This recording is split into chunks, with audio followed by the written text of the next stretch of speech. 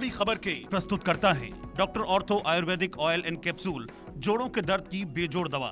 सह प्रायोजक हैं MDH किचन किंग मसाला, बनाए हर डिश को खास लाइक मैजिक, असली मसाले सच सच MDH। और नया दंत कांति सेंसिटिव, दांतों की सेंसिटिविटी में दे इंस्टेंट रिलीफ।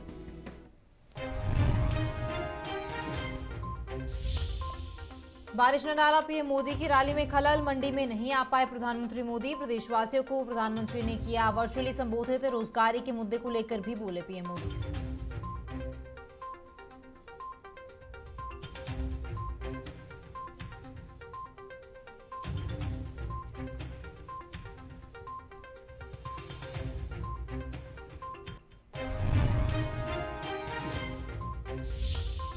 नकली दवा बनाने वाले उद्योग का पर्दाफाश। ग्लेनमार्क उद्योग के नाम पर बनाते थे नकली दवाई। ड्रग विभाग ने की छापेमारी, किया पर्दाफाश। फूड लाइसेंस की आड़ में चल रहा है काला कारोबार।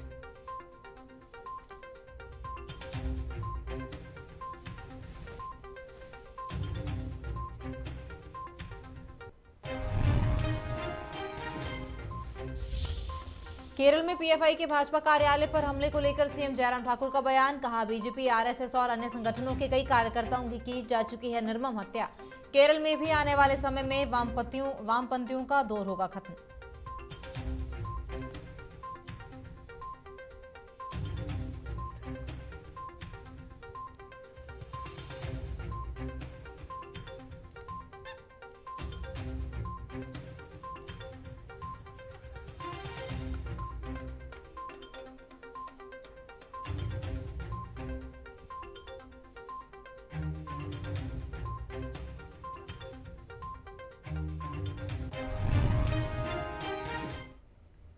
नमस्कार, इंडिया न्यूज पंजाब हिमाचल पर आपका स्वागत है। मैं हूं आपके साथ तमन्ना अरोड़ा। इस वक्त की बड़ी खबर का रुख करेंगे। बता दें कि नकली दवाई बनाने वाले उद्योग का पर्दाफाश किया गया है।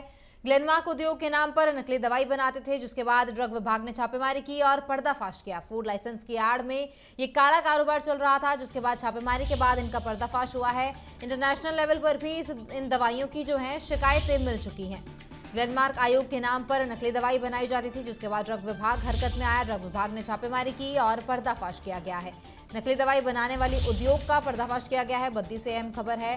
ग्लेनमार्क उद्योग के नाम पर ये नकली दवाई बनाई जाती थी। ड्रग विभाग ने छापेमारी की है। फूड लाइसेंस की आड़ में ये काला कारोबार चल रहा था। इंटरनेशनल लेवल पर भी कई शिकायतें हैं जो नकली दवाइयों की मिल चुकी हैं, जिसके बाद की एक अहम कदम उठाया गया है और छापेमारी करके जो है पर्दाफाश इस उद्योग का किया गया है।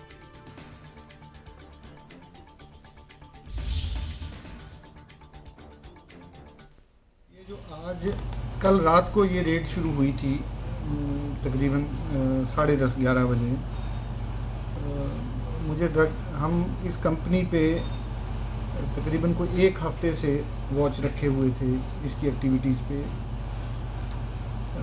ये न्यूट्रास्यूटिकल बनाने वाली कंपनी थी, एक्लाइन फॉर्मुलेशंस, विलेज थाना बद्दी।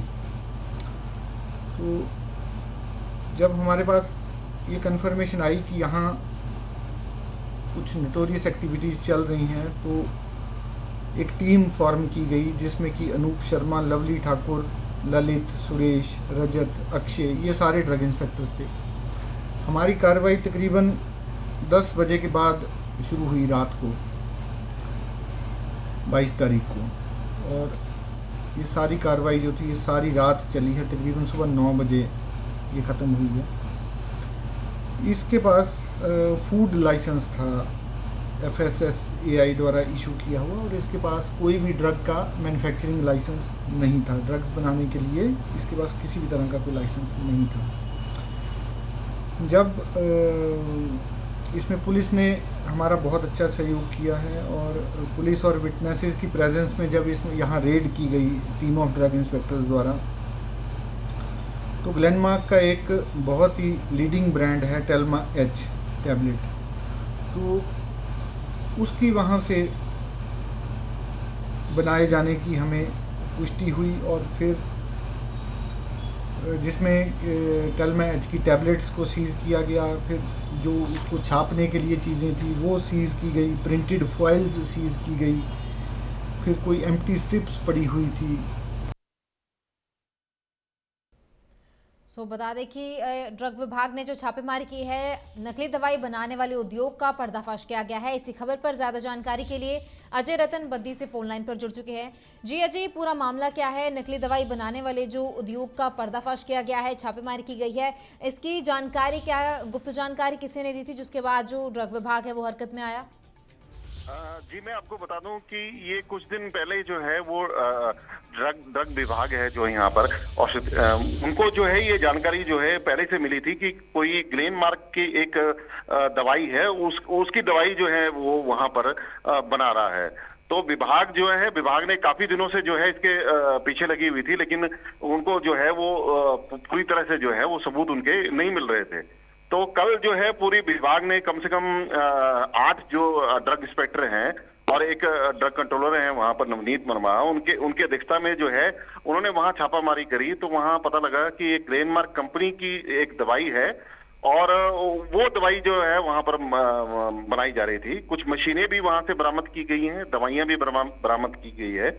और आपको बता दें कि जो यहाँ मालिक है, वो मालिक जो है वो फरार हो गया था, मालिक वो उनके कब्जे में नहीं आया है।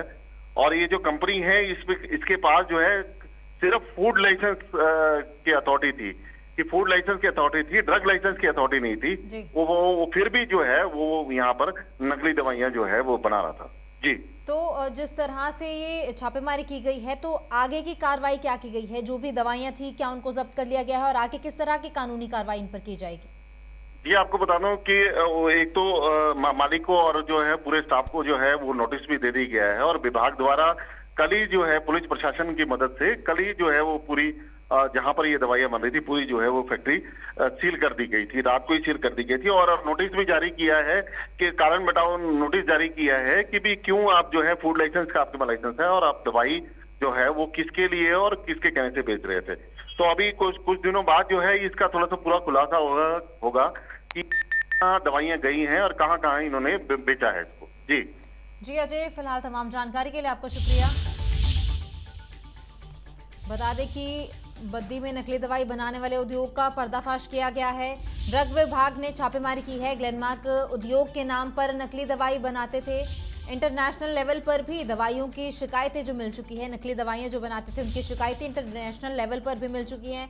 और फूड लाइसेंस की आड़ में ये जो काला कारोबार चल रहा था, जिसके बाद किसी ने सूचना दी और गुप्त सूचना के आधार पर जो है छापेमारी की गई। ड्रग विभाग हरकत में आया और छापेमारी की गई तो पता चला कि ग्लेनमार्क जो उद्योग है उसके नाम पर नकली दवाइयां बनाई जा रही थी, जिसके बाद की दवाइयों को सीज कर लिया गया है और जो मालिक है उसके खिलाफ भी मामला दर्ज करके आगे कार्रवाई की जाएगी।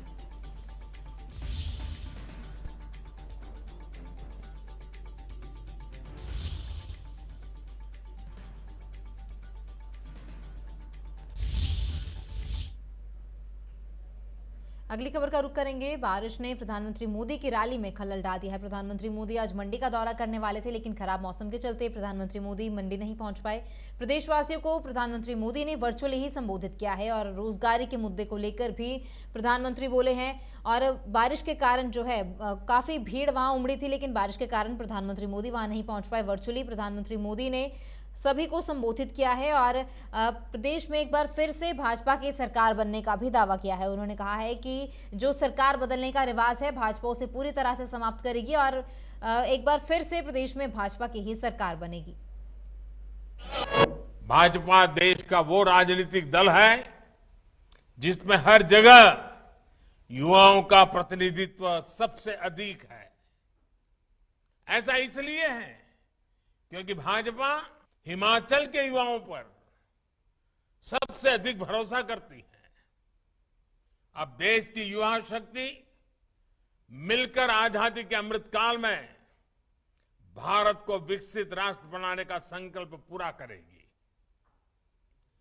मंडी में हो रहा यह आयोजन इसी युवा शक्ति का, युवाओं पर देश के इसी विश्वास का प्रतीक है।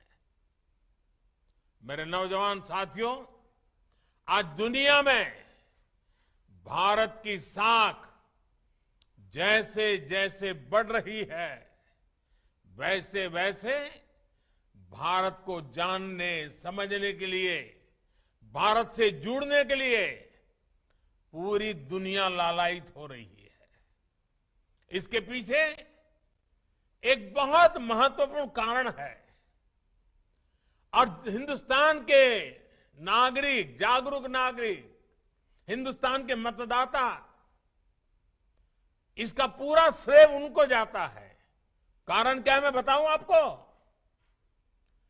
बहुत दशकों तक हमारे देश में सरकारें अस्थिर रही, किसी को बहुमत नहीं था, मिली जुली सरकारें थी। कितना दिन चलेगी, भारत के मतदाताओं के, नागरिकों के मन में नहीं, दुनिया के मन में आशंका होती थी। 5 साल बाद सरकार बदलने वाली सोच को यूपी और उत्तराखंड के लोगों ने उखाड़ करके फेंक दिया, बदल दिया। मुझे खुशी है कि हिमाचल के लोग, हिमाचल के युवा भी भाजपा सरकार की वापसी का मन बना चुके हैं। हिमाचल के युवा जानते हैं कि साफ नियत के साथ, ईमानदार नियत के साथ हिमाचल का विकास अगर कोई कर सकता है तो सिर्फ और सिर्फ भारतीय जनता पार्टी कर सकती है। मेरे नौजवान साथियों, आज जिस प्रकार हिमाचल का टूरिज्म सेक्टर बढ़ रहा है वो उत्साह बढ़ाने वाला है। और आपने देखा होगा हमारे विदेश नीति का एक अहम पहलू क्या रहा। हमने कई देशों के साथ ई वीजा शुरू किया। ई वीजा शुरू करने के का सबसे बड़ा लाभ टूरिज्म को होता है। लोगों को आसानी से जब वीजा मिलना शुरू हो जाता है, और देखा होगा आपने कोरोना के पहले तो धमाधम दुनिया से लोग आना शुरू हो गए थे, और अभी भी मौका बहुत बड़ा है। अभी भी दुनिया के कई देश हैं जहां टूरिज्म खुला ही नहीं है। हिमाचल के लिए तो दोनों हाथ में लड्डू है। साथियों, कोरोना की मुश्किल से टूरिज्म सेक्टर जल्द से जल्द बाहर निकल सके, इसके लिए भारतीय जनता पार्टी की सरकार और खास करके हिमाचल की सरकार ने टीकाकरण का अभियान जो सफलतापूर्वक चलाया, उसने देश भर के और विदेशों के टूरिस्टों को भी एक विश्वास दिया कि हिमाचल सेफ है। मुद्रा योजना ने जिस प्रकार हिमाचल प्रदेश में home stay, restaurant, Himachal Pradesh केंद्रीय विश्वविद्यालय के हिंदी विभाग, संपर्क विभाग और भारतीय शिक्षण मंडल के संयुक्त तत्वाधान में 3 दिवसीय राष्ट्रीय संगोष्ठी का आयोजन किया जा रहा है, जिसका आयोजन शुक्रवार को 25 सितंबर तक किया जाएगा। राष्ट्रीय शिक्षा नीति 2022 हिंदी और भारतीय भाषाओं के विकास के लिए एक वरदान विषय पर इस संगोष्ठी का आयोजन किया जा रहा है। शुभारंभ मौके पर राज्यपाल राजेंद्र विश्वनाथ हार्लेकर ने अपने अनुभव साझा करते हुए हिंदी और अपनी मातृभाषा का महत्व बताया। उन्होंने संगोष्ठी के मुख्य वक्ता के रूप में भारतीय शिक्षण मंडल के अखिल भारतीय संगठन मंत्री मुकुल काटनिटकर को भी सभा में संबोधित उन्होंने किया है।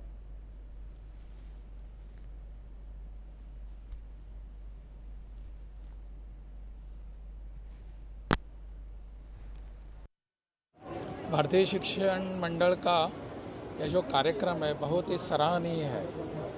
अपने देश में अपनी भाषा, केवल हिंदी भाषा नहीं, अपनी सभी भाषाएं जो हैं उसको राष्ट्रभाषा के रूप में देखने की आवश्यकता है और उनको विकसित करने की भी ज़रूरत है।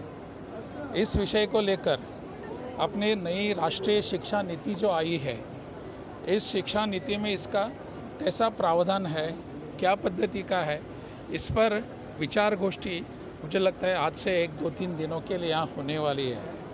अपने देश के विभिन्न प्रदेशों से प्रतिनिधि इसमें आए हैं और हर एक प्रांत की भाषा अलग है। उस भाषा को कैसे विकसित करके विद्यार्थियों तक, अपने नए पीढ़ी तक कैसे पहुंचाना, इसके लिए यहाँ विचार गोष्ठी में सब कुछ होने वाला है, चर्चाएं होने वाली है, मंथन होने वाला है। ये बहुत ही अच्छा कार्यक्रम है। मैं उनको, आज उसका उद्घाटन हुआ, उन सब के कार्यक्रमों के लिए मैं उनको शुभकामनाएं देता हूँ। हर एक की मातृभाषा की, जैसे कि यहाँ आदरणीय मुकुल कानिटकर जी यहाँ बोल रहे थे कि मातृभाषा भी अपनी भाषा होती है हर एक की भाषा, ये मातृभाषा, उसको भी विकसित करने की आवश्यकता है। हमारी राष्ट्रीय शिक्षा नीति में भी इसका प्रयोजन है, उसका प्रावधान है।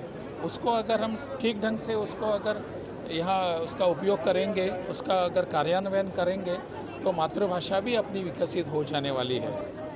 मैंने कहा अभी मेरे भाषण के अंत में, मैंने आज की जो शिक्षा नीति है, राष्ट्रीय शिक्षा नीति 2020, यह शिक्षा नीति हमारा स्व जागृत करने वाली है। उस स्व में सब कुछ आता है, स्वदेश आता है, स्व भाषा आता है, स्व इतिहास आता है, स्व परंपरा आती है। मुझे लगता है इस सब को जागृत करने वाली आज की अपनी शिक्षा नीति है। उसको अगर ठीक ढंग से हम अपनाएंगे, कार्यान्वित करेंगे, तो स्व अपना जागृत होकर विदेश की ओर अपनी देखने की अपनी जो आज की परिस्थिति है वो खत्म हो जाएगी। प्रधानमंत्री नरेंद्र मोदी की युवा विजय संकल्प रैली मंडी मूसलाधार बारिश के भेंट चढ़ गई। इस कारण छोटी काशी मंडी के पटल मैदान पहुंचे हजारों युवाओं के हाथ निराशा लगी है, जिसके बाद प्रधानमंत्री नरेंद्र मोदी ने दिल्ली से वर्चुअल माध्यम से अपना संबोधन किया। इस दौरान एक कार्यकर्ता नशे में धुत होकर रैली स्थल पर पहुंचा और काफी देर तक हंगामा करता रहा। उसी समय मौके पर भारतीय जनता युवा मोर्चा के कार्यकर्ता पहुंच गए और व्यक्ति को काफी देर तक समझाते रहे, लेकिन इसके बावजूद व्यक्ति नहीं माना। फिलहाल पुलिस और भारतीय जनता युवा मोर्चा के कार्यकर्ताओं के साथ बदसलूकी करने वाला व्यक्ति कौन था और कहां से आया था, इसका पता नहीं चल पाया है।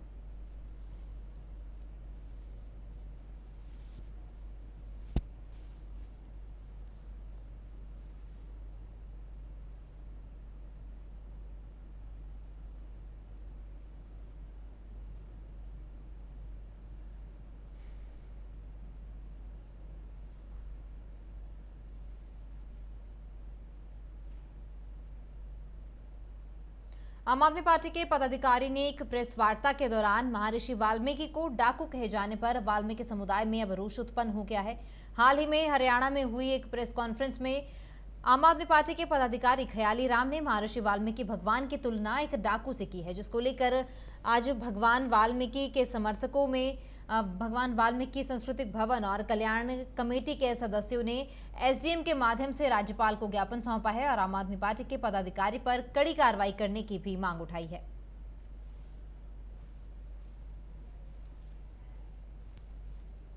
मेरा नाम सर परमजीत सिंह और मैं जिला वाल्मीकि सभा का प्रभारी हूँ।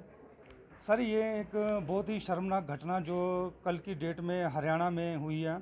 आम आदमी पार्टी की प्रेस कॉन्फ्रेंस की जा रही थी। वहाँ पे उनके जो प्रभारी हैं ख्याली राम जी, उन्होंने उस वार्ता में, जबकि प्रेस वालों ने उनसे ऐसा क्वेश्चन नहीं किया है, ना ही भगवान की उधर कोई बात चली है, उन्होंने अचानक ही बातों बातों में ये बोल दिया है कि पहले वाल्मीकि डाकू था और आप वाल्मीकि की जो डाकू की रामायण उसको आप पढ़ रहे हैं। तो ये बहुत ही शर्मनाक शब्द उन्होंने बोले हैं, जो कि हमारे समाज के लिए एक बहुत निंदनीय बात है, जिससे हमें हमारी धार्मिक आस्था को बहुत बड़ी ठेस पहुंची है। तो आज हम प्रशासन के पास गुहार लेके आए हैं शांतिपूर्वक। हमने आज अपना ज्ञापन अपना एडीएम साहब को सौंप दिया है, जिसमें हमने उनको बताया है कि इस इंसान को जल्दी से जल्दी गिरफ्तार किया जाए और इसके खिलाफ सख्त से सख्त कार्रवाई की जाए, ताकि दोबारा ऐसे शरारती तत्व ऐसी हरकत करने की कोशिश ना करें। आगे की सारी हमारी रणनीति है, अगर प्रशासन हमारी मदद नहीं करता है, क्योंकि आज हमने शांतिपूर्वक किया है, अगर प्रशासन हमारी बात को, आवाज़ को नहीं सुनता है, तो हम अपनी आवाज़ को अपना जनता के रोड के थ्रू प्रशासन तक पहुंचाएंगे और हर कीमत पे उसको गिरफ्तार करवाएंगे। हमें आज जो हमारी बात हुई है, उन्होंने बोला कि हमें इस पे स्टडी करके और हमें एक सीडी बना के दी जाए, जो कि हम उनको कल तक ये सीडी प्रोवाइड कर देंगे। उसके बाद अगर वो 2 या 3 दिन के अंदर ये कार्रवाई कर देते हैं तो ठीक है, नहीं तो हम उग्र रूप से इसके खिलाफ कार्रवाई करेंगे। भारत पाक युद्ध 1965 के उपलक्ष्य पर हिमाचल प्रदेश पूर्व सैनिक कल्याण समिति ने बिलासपुर के शहीद स्मारक पर विजय दिवस मनाया है, जिसमें शहीदों को श्रद्धांजलि अर्पित की गई और 2 मिनट का मौन रखा गया। प्रशासन की ओर से अतिरिक्त उपायुक्त अनुराग शर्मा और एसपी बिलासपुर राजेंद्र जसवाल शामिल हुए। इस मौके पर कैप्टन संजय कुमार, पूर्व सैनिक कल्याण समिति के अध्यक्ष, ने पत्रकारों को बताया कि भारत पाकिस्तान युद्ध 5 अगस्त 1965 को शुरू हुआ था और 23 सितंबर 1965 को समाप्त हुआ था। ये युद्ध 50 दिन तक चला, जिसमें कि भारतीय सेना के 3000 सैनिकों ने शहादत पाई थी। इसमें 130 जवान हमारे हिमाचल प्रदेश से भी शहीद हुए थे, जिन्हें कि आज याद करके उन्हें श्रद्धांजलि भेंट की जा रही है। हम 1965 में शहीद हुए सैनिकों को श्रद्धांजलि देने के लिए यहाँ एकत्रित हुए हैं। मैं कैप्टन संजय कुमार, पूर्व सैनिक कल्याण समिति अध्यक्ष, हिमाचल प्रदेश। भारत पाकिस्तान युद्ध 1965 में 5 अगस्त 1965 को शुरू हुआ और 23 सितंबर 1965 को समाप्त हुआ। यह युद्ध 50 दिन तक चला। इस युद्ध में भारतीय सेना के 3000 जवानों ने शहादत पाई, जिसमें से 130 जवान हमारे हिमाचल प्रदेश के हैं। भारतीय सेना के वीर जवानों की वीरता का ये बहुत बड़ा एक उदाहरण है, क्योंकि पाकिस्तानी सेना भारतीय जो लाइन ऑफ कंट्रोल है उसके अंदर तक पहुंच चुकी थी और उस लाइन ऑफ कंट्रोल से बाहर करने के लिए भारतीय सेना को 30 दिन तक संघर्ष करना पड़ा। इसमें भारतीय सेना ने जीत तो हासिल कर ली, परंतु अपने 3000 सैनिक खोने पड़े। हमें यहाँ पर युद्ध स्मारक पे इकट्ठे होकर आज हम उनको श्रद्धांजलि देने आए हैं और उनको याद करने आए हैं, ताकि हमेशा हम चाहे विजय दिवस हो, चाहे 15 जनवरी हो, चाहे 26 जनवरी हो, हमारे लिए ये एक बहुत अच्छा वो बन गया है युद्ध स्मारक जो है प्रोग्राम करने का। परंतु इसमें एक छोटी सी बात और है कि युद्ध स्मारक में थोड़ी सी त्रुटि रह गई। इसके जो अंदर है पानी की लीकेज हो रही है। हम प्रशासन से इसके बारे में प्रार्थना करेंगे कि जिस एजेंसी द्वारा बनाया गया है उस एजेंसी को एक बार इसकी जो कमियां हैं वो बताई जाए, ताकि इनको दूर किया जाए। और मैं यहाँ पे जितने भी शहीद हुए जवान हैं उनके परिवारों के प्रति संवेदना प्रकट करता हूँ। फिलहाल इस बुलेटिन में इतना ही। आप बने रहिए इंडियन न्यूज पंजाब हिमाचल के साथ। नमस्कार।